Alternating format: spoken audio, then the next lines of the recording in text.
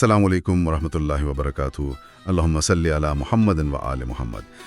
آج کی ہماری اس گہری گفتگو کا سارا مواد پروفیسر ڈاکٹر احمد علی بروہی صاحب نے تحریر، تجزیہ اور مرتب کیا ہے۔ آج ہم ایک ایسے سوال پر بات کرنے جا رہے ہیں جو شاید اتنا ہی پرانا ہے جتنا خود انسانی شعور۔ جب بھی رات کو انسان نے آسمان کی طرف دیکھا ہوگا، ان چمکتے ہوئے ستاروں کو دیکھا ہوگا، تو ذہن میں یہ سوال ضرور آیا ہوگا، یہ ہیں کیا یہ صرف روشنی کے گولے ہیں، یا ان کا ہماری زندگیوں سے کوئی گہرا کوئی تعلق ہے؟ کیا ستارے زندہ ہیں یا محض بے جان اشیاء؟ اور یہ صرف کوئی سائنسی یا فلکیاتی سوال نہیں ہے۔ اس سوال کی جڑیں بہت گہری ہیں، ہمارے عقیدے میں، ہماری نفسیات میں، اور اس بات میں کہ ہم کائنات میں خود کو کہاں دیکھتے ہیں۔ آج کے جو ذرائع ہیں ہمارے پاس، وہ ہمیں ایک خاص دور میں لے جاتے ہیں، حضرت علی علیہ السلام کے زمانے میں۔ اچھا، تو اس زمانے میں عام سوچ کیا تھی اس بارے میں؟ لوگ ستاروں کو کس نظر سے دیکھتے تھے؟ دیکھیں، اس دور میں زیادہ تر لوگ ستاروں کو محض آسمانی پتھر نہیں سمجھتے تھے۔ ان کے لیے ستارے زندہ، طاقتور اور باشعور ہستیاں تھیں۔ ایک ایسی سوچ جو معاشرے میں بہت گہری بیٹھی ہوئی تھی کہ یہ ستارے نہ صرف زندہ ہیں بلکہ انسانی تقدیر پر اختیار رکھتے ہیں۔ بالکل، پورا اختیار رکھتے ہیں۔ کچھ لوگ ان کی پوجا کرتے تھے، ان سے مدد مانگتے تھے، اور کچھ ان کے اثر سے ڈرتے تھے۔ گویا زمین کا سارا نظام آسمان کے اشاروں پر چل رہا تھا۔ یعنی ایک طرح سے انسان خود کو ان آسمانی طاقتوں کے رحم و کرم پر سمجھتا تھا۔ یہیں سے پھر علم نجوم یعنی اسٹرالوجی کی اہمیت بھی بڑھ جاتی ہوگی۔ جی ہاں، بالکل۔ اور اسی ماحول میں حضرت علی علیہ السلام ایک بالکل مختلف، آپ کہہ لیں کہ انقلابی نقطہ نظر پیش کرتے ہیں۔ وہ اس پورے عقیدے کو اس کی بنیاد سے چیلنج کرتے ہیں۔ ان کی تعلیمات کا خلاصہ یہ تھا کہ ستارے خدا نہیں، خدا کی مخلوق ہیں، حاکم نہیں، محکوم ہیں۔ جی، وہ تقدیر بناتے نہیں بلکہ خود ایک تقدیر، ایک قانون کے پابند ہیں۔ تو آج کی ہماری یہ گفتگو دراصل ایک حقیقت کی جانچ ہے۔ کیا آسمان ہم پر حکومت کرتے ہیں یا وہ خود کسی بالاتر ہستی کے حکم کے پابند ہیں؟ چلیں اس کو کھولتے ہیں۔ سب سے پہلے طاقت کے تصور پر ہی بات کرتے ہیں۔ جو لوگ ستاروں کو اتنا طاقتور مانتے تھے، ان کے پاس کیا دلیل ہوتی تھی؟ ظاہر ہے وہ یہی کہتے ہوں گے کہ دیکھیں، سورج نکلتا ہے تو دن ہوتا ہے، چاند سے رات کی تاریکی پر اثر پڑتا ہے، موسم بدلتے ہیں، تو ان کا اثر تو ہماری زندگیوں پر صاف نظر آتا ہے۔ اسی بنیاد پر وہ کہتے تھے کہ یہ آسمانی اجسام ہماری تقدیر کو کنٹرول کرتے ہیں۔ جی، اور ایسٹرولوجی وہ علم ہے جو ہمیں بتاتا ہے کہ کون سا ستارہ کب کیا کرنے والا ہے۔ یعنی ان کے نزدیک یہ ایک مکمل نظام تھا جس میں حاکم آسمان تھا اور محکوم زمین تھی۔ جی، ان کا سارا زور اسی ظاہری اثر پر تھا۔ لیکن حضرت علی علیہ السلام نے اس کے جواب میں جو منطق پیش کی وہ بہت گہری ہے۔ جی، انہوں نے کہا، سب سے پہلے یہ دیکھو کہ ستارے خود کیا ہیں۔ کیا وہ ہمیشہ سے تھے؟ نہیں، وہ پیدا کیے گئے ہیں، وہ مخلوق ہیں۔ اور جو چیز خود مخلوق ہو، وہ خالق کی صفات کیسے رکھ سکتی ہے؟ ان کی اپنی کوئی مرضی، کوئی ارادہ نہیں ہے۔ وہ اربوں سال سے ایک لگے بندھے نظام کی پیروی کر رہے ہیں۔ یعنی وہ قوانین کے پابند ہے۔ جی، اور جو خود قانون کا پابند ہو، وہ دوسروں کے لیے قانون بنا نہیں سکتا، دوسروں کی تقدیر لکھ نہیں سکتا۔ اچھا، تو اگر میں آپ کی بات ٹھیک سمجھاؤں تو اس کا مطلب یہ ہوا کہ ستارے خود ایک نظام کے غلام ہیں، وہ ایک ڈسپلن میں چل رہے ہیں، اور جو خود غلام ہو وہ کسی اور کا آقا کیسے ہو سکتا ہے؟ یہ تو بڑی دلچسپ بات ہے۔ بالکل، آپ نے اصل نقطہ پکڑ لیا۔ ہم ان کی پابندی کو ان کی طاقت سمجھ رہے تھے، جبکہ اصل میں وہ ان کے محکوم ہونے کی نشانی ہے۔ درست، حاکم تو وہ ہوتا ہے جو قانون بناتا ہے، نہ کہ وہ جو قانون پر چلتا ہے۔ ستارے تو قانون پر چل رہے ہیں، اور یہیں سے وہ بنیادی سوال پیدا ہوتا ہے جو اس پورے نظریے کی عمارت کو ہلا دیتا ہے۔ اگر ستارے تقدیر کو کنٹرول کرتے ہیں تو ستاروں کو کون کنٹرول کرتا ہے؟ واہ! یہ حرکت، یہ روشنی، یہ قوانین، یہ سب کس نے بنائے؟ یہ سوال آپ کو مخلوق سے خالق کی طرف لے جاتا ہے۔ ٹھیک ہے، یعنی ان کے پاس اپنی کوئی ذاتی طاقت نہیں، لیکن کچھ لوگ یہ بھی تو کہہ سکتے ہیں کہ ان کی حرکت، ان کا اربوں سال سے ایک ہی مدار میں ایک ہی راستے پر گھومنا، یہی تو ان کی طاقت کی نشانی ہے۔ کیا یہ حرکت ان کی اپنی مرضی سے نہیں ہے؟ یہ ایک بہت اہم نقطہ ہے اور اس پر بھی حضرت علی علیہ السلام نے روشنی ڈالی۔ مخالفین کا یہی خیال تھا کہ یہ آسمانی اجسام اپنے راستے خود چنتے ہیں، کہ ان کے مدار ان کی مرضی کی عکاسی کرتے ہیں۔ جی، گویا ہر سیارہ اپنی مرضی کا مالک ہے، لیکن حضرت علی علیہ السلام فرماتے ہیں کہ ان کی حرکت اختیاری نہیں بلکہ حکم کے تابع ہے، اور یہ اتنی منظم، اتنی پریڈکٹیبل ہے کہ یہی چیز ان کے با اختیار ہونے کی نفی کرتی ہے۔ اس کی کوئی مثال دے کر سمجھائیں گی؟ ضرور، دیکھیں، یہ بالکل ایسا ہے جیسے کوئی کہے کہ ریلوے کا ٹائم ٹیبل ٹرینوں پر حکومت کرتا ہے۔ نہیں، ایسا تو نہیں ہے۔ نہیں نا، ٹائم ٹیبل تو اس بات کی دلیل ہے کہ کوئی اور ہے، کوئی ریلوے اتھارٹی جو ٹرینوں کو کنٹرول کر رہی ہے۔ جس چیز کی آپ پیشن گوئی کر سکتے ہیں وہ آزاد نہیں بلکہ کسی نظام کی پابند ہے۔ آپ آج سے 100 سال بعد کا سورج گرہن بھی کیلکولیٹ کر سکتے ہیں۔ صحیح۔ یہ کیلکولیشن اس لیے ممکن ہے کیونکہ سورج، چاند اور زمین اپنی مرضی سے نہیں بلکہ ایک اٹل قانون کے تحت چل رہے ہیں۔ وہ اطاعت کر رہے ہیں، حکومت نہیں۔ کمال کی مثال ہے، یعنی ان کا رتبہ ایک انتہائی فرما بردار فوجی جیسا ہے، جرنیل جیسا نہیں۔ وہ حکم پر عمل تو کمال کرتے ہیں لیکن حکم دے نہیں سکتے۔ بالکل۔ اور اگر وہ حکم کی پیروی کر رہے ہیں تو وہ حاکم نہیں، محکوم ہیں۔ جی، اور یہ ہمیں ایک اور گہرے سوال کی طرف لے جاتا ہے جو اس پورے نظریے پر سوچنے پر مجبور کرتا ہے۔ اگر ستارے اپنے راستے خود چنتے ہیں تو وہ کبھی نافرمانی کیوں نہیں کرتے؟ اربوں سال ہو گئے، ہاں یہ تو ہے، آج تک ایسا کیوں نہیں ہوا کہ مریخ نے کہا ہو کہ میں تھک گیا ہوں، آج میں مشتری کے مدار میں گھوموں گا؟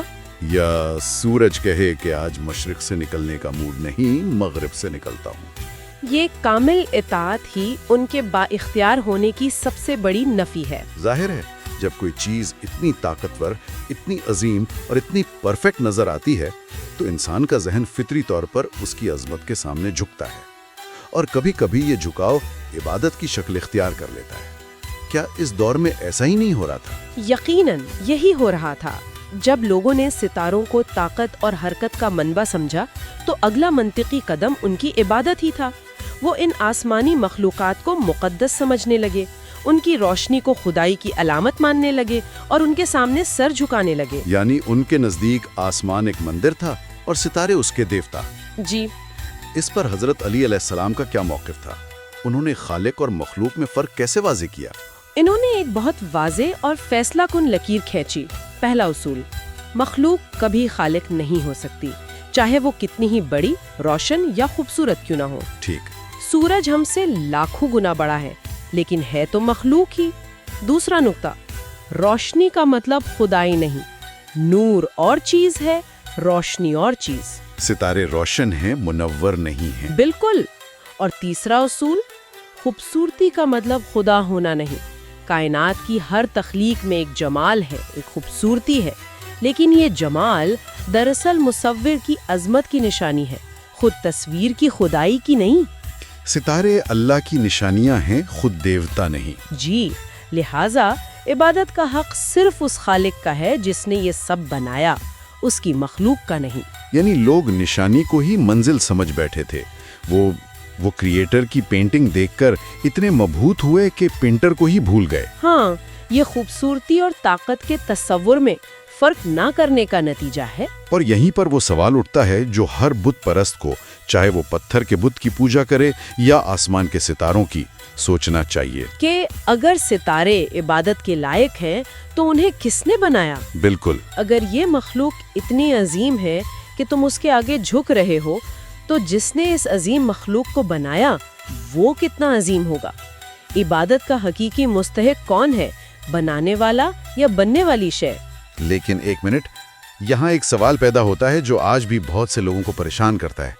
اسٹرالوجر بھی تو پیشن گوئی کرتے ہیں، وہ کہتے ہیں کہ ہم ستاروں کی پوزیشن کو کیلکولیٹ کر کے آپ کے مستقبل کے بارے میں بتا رہے ہیں، اور آج کی سائنس ایسٹرونومی وہ بھی تو یہی کرتی ہے، وہ بھی سیاروں کی پوزیشن کیلکولیٹ کرتی ہے۔ تو ایک عام آدمی ان دونوں میں فرق کیسے کرے؟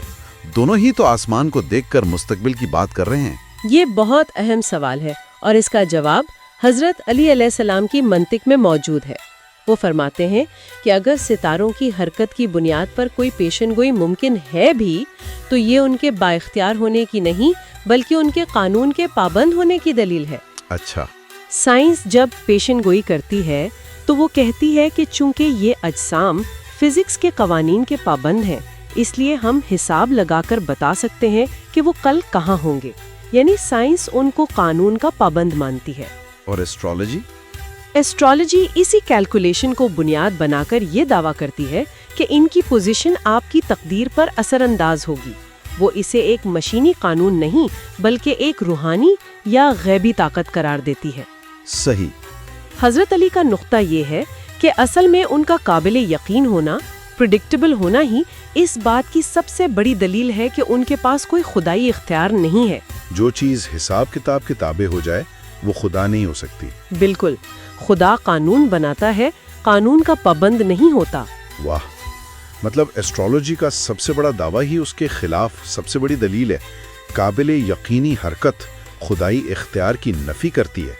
جس چیز کی چال کا میں حساب لگا سکتا ہوں وہ مجھ پر حکومت کیسے کر سکتی ہے؟ آپ نے بالکل صحیح سمجھا، اور یہ ہمیں ایک بار پھر اسی بنیادی سوال کی طرف لے آتا ہے، لیکن ایک نئے زاویے سے۔ وہ کیا؟ اگر ستارے تقدیر پر حکومت کرتے ہیں تو وہ خود اصولوں کی پابندی کیوں کرتے ہیں؟ جو خود پابند ہے وہ کسی دوسرے کی تقدیر کا حاکم کیسے ہو سکتا ہے؟ یہ وہ بنیادی تضاد ہے جسے علم نجوم کا فلسفہ کبھی حل نہیں کر پایا۔ یہ ساری باتیں، طاقت، حرکت، عبادت، پیشین گوئی، یہ سب آخر میں آ کر ایک ہی نقطے پر جمع ہوتی ہیں، خود انسان کی زندگی، اس کا ارادہ اور اس کا اختیار۔ اور اگر ستارے ہی سب کچھ کنٹرول کر رہے ہیں تو پھر ہماری اپنی حیثیت کیا ہے؟ کیا ہم صرف کٹ پتلیاں ہیں جن کی ڈوریاں آسمان سے ہلائی جا رہی ہیں؟ یہی اس بحث کا سب سے خطرناک اور عملی پہلو ہے۔ مخالفین کا نظریہ یعنی ایسٹرولوجیکل جبر انسان کو ایک مجبور اور بے بس مخلوق بنا دیتا ہے۔ اس نظریے کے مطابق ہمارا ارادہ، ہماری چوائس، یہ سب ایک وہم ہے۔ ہم جو بھی کرتے ہیں، اچھا یا برا، وہ اس لیے کرتے ہیں کہ پیدائش کے وقت ستارے فلاں گھر میں تھے۔ یعنی ہماری کوئی اخلاقی ذمہ داری نہیں ہے؟ جی بالکل نہیں۔ اس کے مقابلے میں حضرت علی علیہ السلام کا موقف کیا ہے؟ ان کا موقف انسان کو با اختیار بناتا ہے، اسے امپاورڈ کرتا ہے۔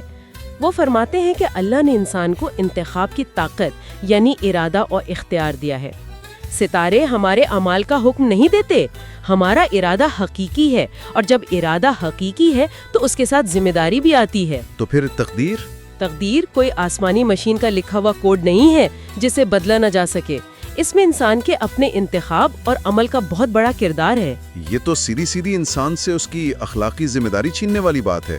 اگر میرا ہر اچھا اور برا عمل ستاروں کی وجہ سے ہے تو پھر جزا اور سزا، اچھائی اور برائی اور اخلاقیات کا پورا تصور ہی ختم ہو جاتا ہے۔ جی علم نجوم اخلاقی ذمہ داری کو تباہ کر دیتا ہے۔ بالکل، اور اسی لیے آخری اور سب سے اہم سوال یہ بنتا ہے جو ہر اس شخص کو خود سے پوچھنا چاہیے جو اپنی زندگی کے فیصلے ستاروں کی چال پر چھوڑتا ہے۔ وہ سوال کیا ہے؟ اگر آپ کے اعمال کا فیصلہ ستاروں نے کیا تو آپ کا حساب کیوں ہوتا ہے؟ اگر کرنے والا کوئی اور ہے تو جواب دہ آپ کیوں ہیں؟ یہ سوال یہ تو علم نجوم کے پورے فلسفے کی بنیاد کو ہلا دیتا ہے۔ جی تو اگر ہم اس پوری گفتگو کا جائزہ لیں تو دو نظریات بالکل واضح طور پر ہمارے سامنے آتے ہیں۔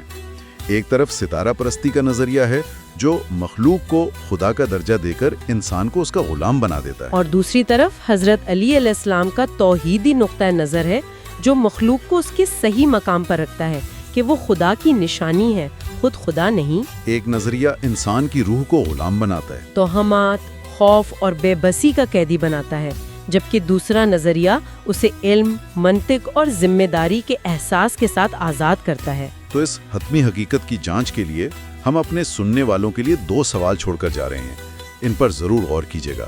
پہلا سوال، اگر ستارے آپ کی تقدیر پر حکومت کرتے تو وہ خود ان اٹل قوانین کی پابندی کیوں کرتے ہیں جن سے وہ ایک انچ بھی ادھر ادھر نہیں ہو سکتے؟ اور دوسرا سوال یہ ہے کہ اگر ایک معاشرہ یہ مان لے کہ ہر اچھے برے کام کی ذمہ داری ستاروں پر ہے تو اس معاشرے میں انسانی ذمہ داری اور اخلاقیات کا کیا بنے گا؟